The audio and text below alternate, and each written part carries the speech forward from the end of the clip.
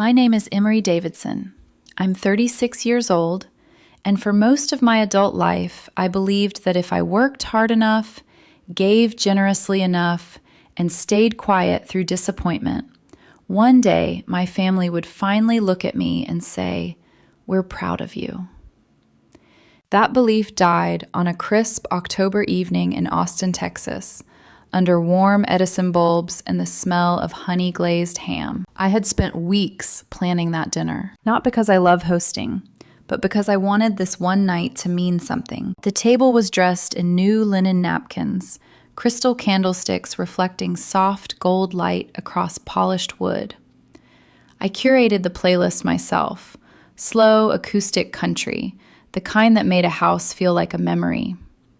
The food came from Whole Foods and Central Market: sweet potato souffle, green bean casserole the way my mother liked it, buttermilk biscuits for my dad, and a Texas pecan pie cooling on the counter. This dinner wasn't about food. It was about finally being seen. At 36, I'd just been promoted to senior portfolio manager at my investment firm, a title I'd spent 10 relentless years earning. Late nights, certifications, weekends swallowed by spreadsheets while the rest of the city slept. I imagined my parents lifting their glasses, my brother nodding with respect. The words, "We're proud of you," finally spoken out loud. My husband Greg teased me as we unloaded grocery bags from our Subaru. "You know," he said, smiling, "you bought enough food to feed half the neighborhood." "I just want everything perfect," I replied. What I didn't say was I want them to finally choose me. Greg kissed my forehead and helped anyway. He always did. Our daughter Jenna hovered nearby, sneaking bites of stuffing and asking if she could light the candles later. She was the only one who seemed excited without conditions. When my family started arriving, the air shifted. My brother Silas came late, didn't hug me, didn't compliment the house. His eyes stayed glued to his phone like I wasn't worth the effort of acknowledgement. My parents followed. Quick hugs, no warmth, no questions about my life. They sat down as if attending an obligation, not a celebration. I told myself I was imagining it. I'd imagined things before. Growing up, I'd been the quiet one, the one who worked harder while Silas coasted, the one who never demanded attention. I studied while he partied. I struggled through early career years while my parents praised him for showing up. I thought success would fix that. By the time dinner was served, the tension was unmistakable. The food was flawless. The atmosphere wasn't. I waited for the right moment to speak, to announce my promotion, to let the years of effort finally matter. I never got the chance. As dessert plates were cleared, Silas stood up, wine glass raised. At first, I thought he was going to toast me. Instead, his eyes locked onto mine, cold, calculated. "Mom and Dad say you never contribute anything to this family," he said loudly. For a split second, the room froze. Then came the applause. My cousins clapped, my uncle joined in. Even my parents nodded along, smug and satisfied, like this was a performance they'd rehearsed. Each clap felt like a slap. My chest tightened. My hands shook beneath the table. I looked at my mother, Brenda, waiting for her to stop it. She didn't. I looked at my father, Walter, hoping for discomfort. He smiled. Something inside me snapped. I stood slowly, my chair scraping against the floor. "Perfect," I said calmly. Too calmly. Silence fell.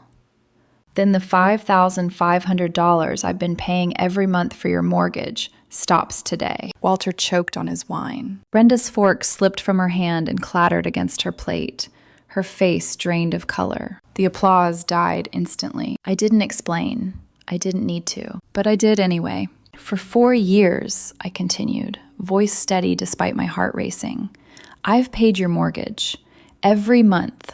That's $66,000 a year. Over $250,000 total." Silas's smile vanished. "I paid your health insurance when Dad retired early. I covered the foundation repairs, the HVAC replacement, every emergency you said you couldn't handle." No one spoke. "This stops now." I looked around the table. "You said I don't contribute. Fine, you're on your own." Greg stood beside me, his hand finding mine. Jenna watched silently, her eyes wide.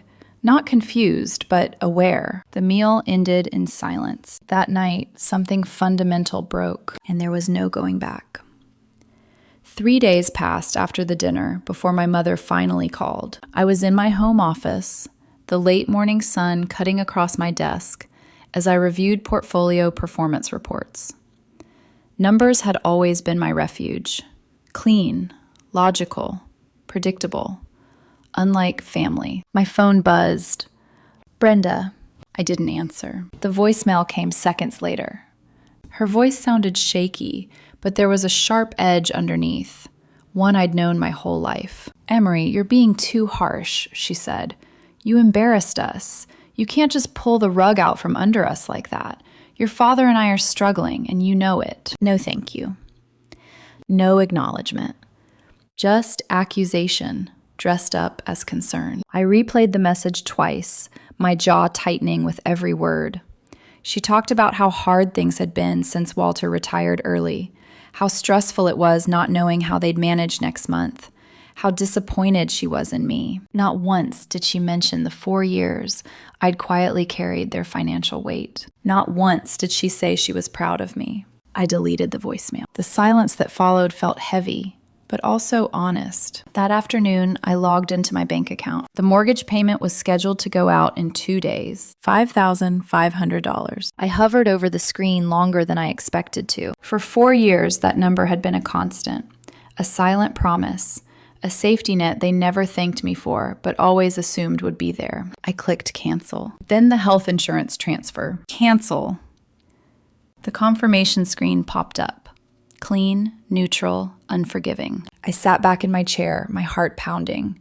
Relief and dread tangled together in my chest. Greg appeared in the doorway, coffee mug in hand. He took one look at my screen and understood. You okay? He asked gently. I nodded, even though my throat felt tight.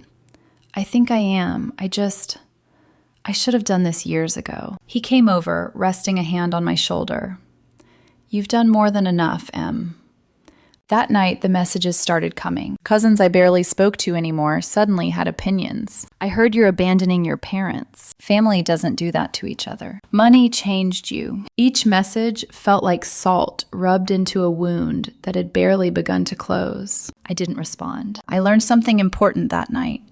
When people benefit from your silence, they get very angry when you start speaking. The worst message came from Silas. You're destroying this family, he wrote. Mom and Dad are freaking out because of you. Fix this. Fix it. Like I was the one who broke something. I stared at the screen for a long time, my fingers hovering over the keyboard. 1,000 responses ran through my mind. Every dollar, every sacrifice, every time I'd gone without so they wouldn't have to. Instead, I turned my phone off. Greg wrapped his arm around me in bed that night, his breathing steady, grounding. You don't owe them anything, he whispered. I wanted to believe that. The next morning, I drove Jenna to school like everything was normal. She talked excitedly about her science project, waving her hands as she explained the difference between hypotheses and conclusions. I laughed at the right moments, nodded when I should, but my mind kept drifting. How had I let this go on for so long? At work, I forced myself into routine. Meetings, calls, analysis. It helped, until a colleague pulled me aside and asked softly if everything was okay. I heard something, she said carefully. The rumors had reached my workplace. I smiled and said it was complicated. That night, Greg and I tried to talk about anything else. A weekend trip, Fredericksburg, wine tastings, a break. But my phone buzzed again. Another message from Brenda, this one a text. I'm sorry if we upset you, but you need to reconsider stopping the payments. We're struggling. Please call me. Sorry if, not sorry for. I set the phone down. The truth was settling in, piece by piece. I hadn't been helping my parents. I'd been enabling them. And they didn't see me as a daughter.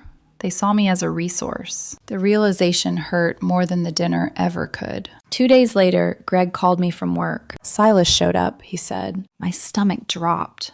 What? He walked into my office, didn't call, didn't ask, just demanded I talk to you. Greg told me everything. how Silas painted me as cold, selfish, manipulated, how he spoke as if the money had been theirs by right, not a gift. And when I told him to leave, Greg added quietly, he looked shocked, like he genuinely believed I'd side with him. Something inside me went still. The audacity, the entitlement. That night, I sat on the couch staring at the wall while Greg cooked dinner. The house felt quieter than usual. Later, Jenna knocked on our bedroom door. "Mom?" she asked softly. "Are you okay?" I smiled and pulled her into a hug. "I will be." She nodded, trusting me completely. That trust mattered more than any apology I'd never get. I blocked Silas's number before going to bed. It felt final, necessary, and strangely freeing. For the first time in years, I slept without the weight of their expectations pressing down on my chest. But I didn't know yet that the worst betrayal, the one that would change everything, was still coming. I thought blocking Silas would bring peace. Instead, it brought noise. It started quietly, too quietly to immediately recognize for what it was. A message from a distant aunt asking if I was doing okay. A coworker mentioning she'd heard something through church. A neighbor offering an awkward smile that lingered a second too long. By the end of the week, I understood. They were talking about me, not to me. About me, painting a version of me that felt unrecognizable, cold, greedy, ungrateful. A daughter who'd abandoned her parents the moment she became successful. A woman who chose money over family. The irony burned. I'd chosen family over money for years. I just stopped choosing the wrong one. The first real confirmation came from my Uncle Daniel. He called late one evening, his voice hesitant, apologetic before he'd even said a word. "Emery," he sighed, "I thought you should know.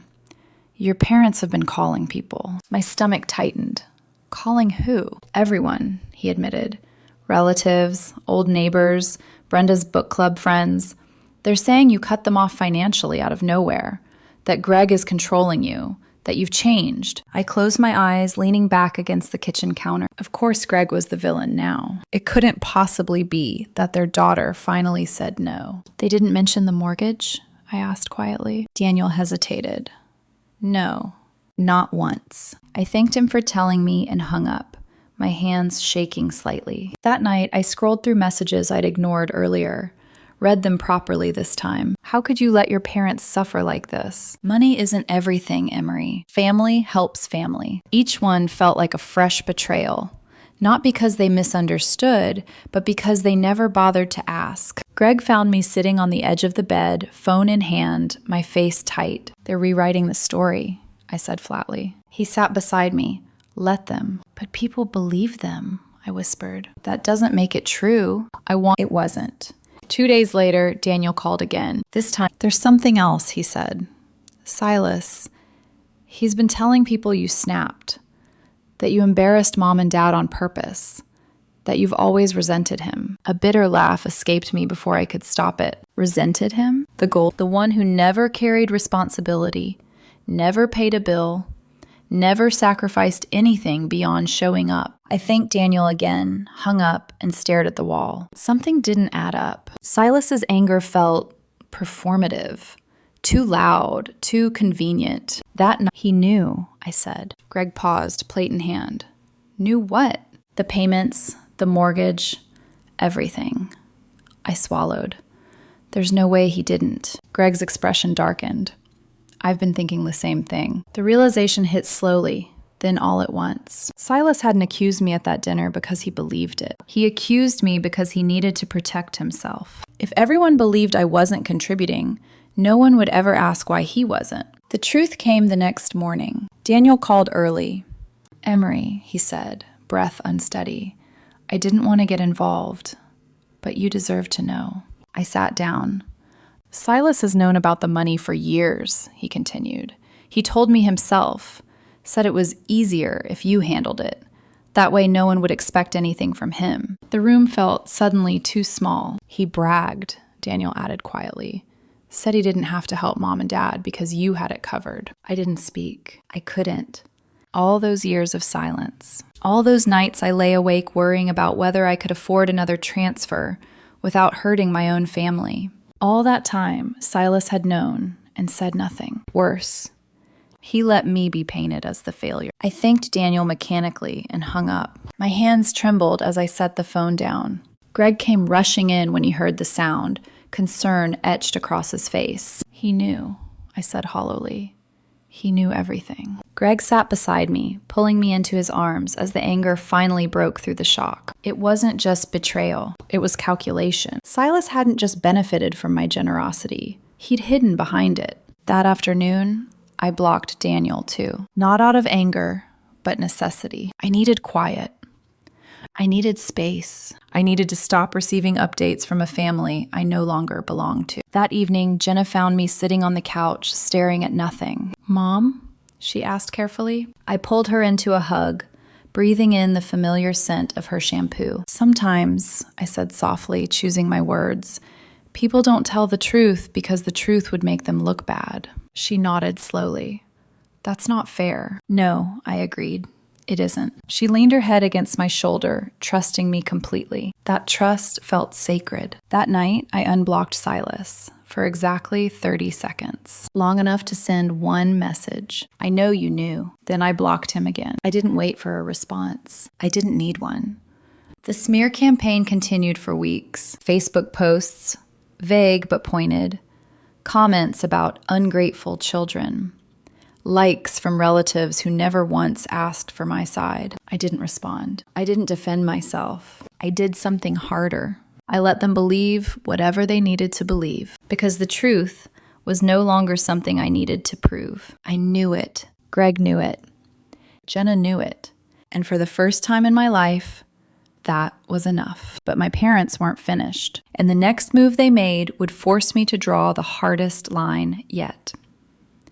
The Facebook posts started the next morning, not directly naming me, not outright accusing, just carefully worded sentences designed to let everyone fill in the blanks. It's heartbreaking when your own child turns her back on you. Some people forget where they come from once money enters the picture. A mother never stops loving, even when she's abandoned. Each post gathered sympathy like gravity. Likes, comments, sad face reactions from relatives who hadn't spoken to me in years. And then came the part that made my hands go cold. A comment from my mother under one of those posts. Sadly, some husbands don't like their wives helping their parents. Control changes people. Greg. They were blaming Greg. I stared at my phone for a long time, the words blurring. This wasn't just manipulation anymore.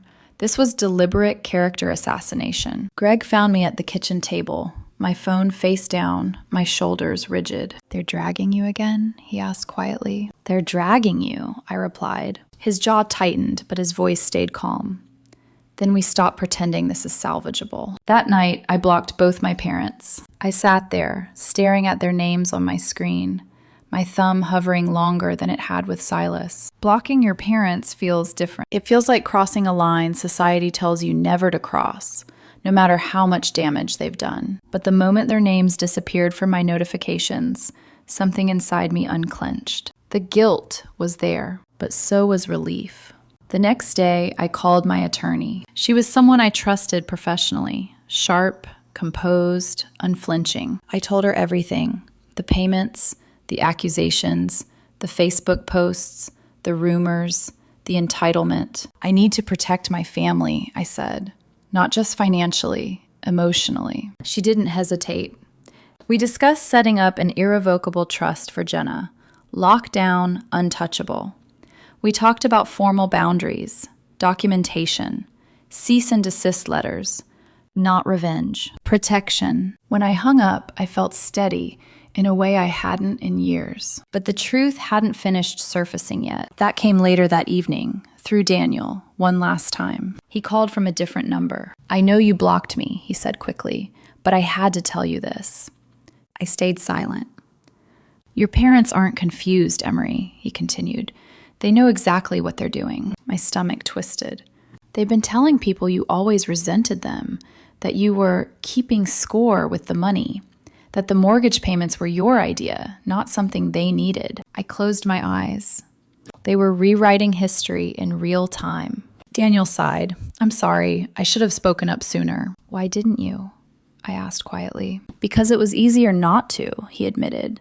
And that makes me complicit. I appreciated the honesty, but it didn't soften the blow. After the call, I sat alone in my home office, the receipts drawer half open beneath my desk. 4 years of proof. 4 years of silence. I didn't open the folder. I didn't need to. The truth wasn't something I had to convince myself of anymore. That night, Jenna knocked on our bedroom door again. She climbed into bed beside me, her small hand finding mine. Are Grandma and Grandpa mad at you? She asked. I swallowed.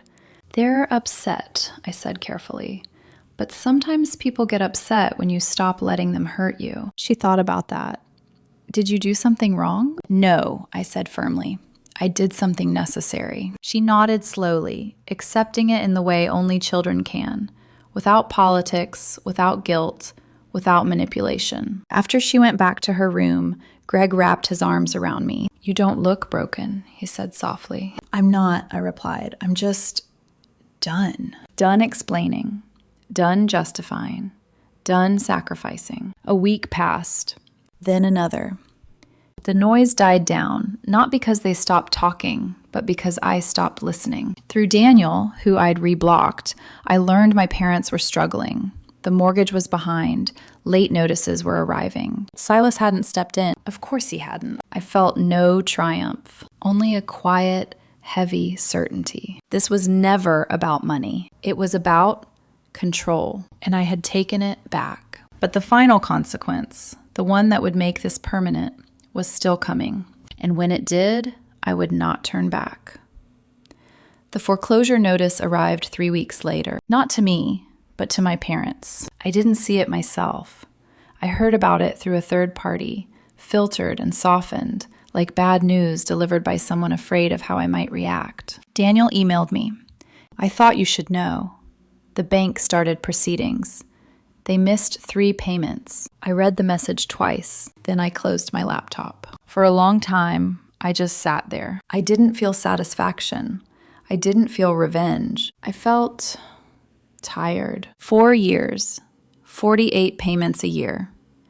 Endless transfers that had quietly kept that house standing while they told the world I'd never contributed. And now, without my money, everything collapsed exactly the way I'd always feared it would. Only this time, I didn't rush in to save them. Greg found me in the living room later, sitting cross-legged on the rug, staring at nothing. They're losing the house, I said simply. He sat down beside me.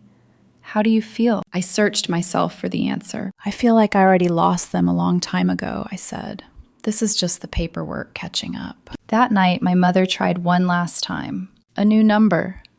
A long text. Emery, please. We're in real trouble now. I know things got out of hand, but this is still your family. You can't let us lose everything over pride. Pride. I almost laughed. I almost cried.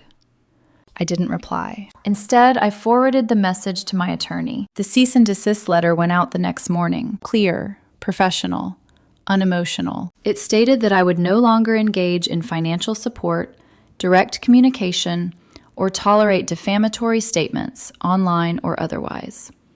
Any further attempts would be handled legally. When I signed my name at the bottom, my hand didn't shake. That surprised me. The Facebook posts stopped soon after, not because they felt remorse, but because the consequences were suddenly real. A week later, Daniel emailed again. They moved out. East Side apartment, small. I closed my eyes. I imagined the house, the one I'd paid for, protected, preserved, the one they'd told everyone was theirs, gone. Silas, apparently, hadn't stepped up. He'd taken a job at a distribution center in Round Rock. Night shifts, long hours, barely scraping by. He still didn't call me. And for the first time, I didn't wait for him to. Life, strangely, went on. The chaos that had dominated my thoughts for months slowly faded into background noise. Mornings became quieter, lighter. Jenna brought home a report card with straight A's, glowing as she handed it to me. I did it, she said proudly. You always do, I told her, and meant it. Greg and I booked the Colorado trip we'd talked about for years. A cabin, snow, just us. At work, my promotion opened doors I'd never had time to walk through before. New clients, bigger responsibilities. For the first time, I wasn't drained by guilt or obligation. One afternoon, while organizing old files in my office, I found the box. Receipts, mortgage statements, insurance transfers, repair invoices. 4 years of proof. I sat on the floor, flipping through them slowly. Each page was a reminder of who I'd been. The daughter who gave without being asked, but also without being thanked. The woman who mistook obligation for love. I put the box back, not because it hurt, but because I didn't need evidence anymore. The truth lived in me now. One evening, Jenna curled up beside me on the couch, homework forgot. "Mom?" she asked. "Are we poor now?" I smiled softly. "No, sweetheart, we're okay." She hesitated. "Why don't Grandma and Grandpa come over anymore?" I took a breath. "Sometimes," I said carefully, "people don't know how to love without taking. And sometimes the bravest thing you can do is step back." She thought about that, then nodded. "Okay." That was it. No guilt, no drama, no manipulation, just acceptance. Weeks passed. Then months. The silence from my parents and brother became permanent. Not dramatic, just gone. And in that absence, I found something unexpected. Peace. Not the kind that comes from winning, the kind that comes from no longer fighting. One morning, as I made pancakes, Jenna wrapped her arms around my waist. "I'm proud of you," she said quietly. "For what?" "For not letting people be mean to you," she replied simply. Tears stung my eyes. That was it. That was the moment I knew I'd made the right choice. Not for money, not for pride, but for her. For the example I was setting. That love should never cost your dignity. That family is about care, not control. That walking away doesn't mean you failed. It means you survived. That night, as Greg pulled me close in bed, he whispered, "You're lighter." "I know," I said. And for the first time in years, I meant it. The chapter was closing. The bridges were burned, and I wasn't looking back.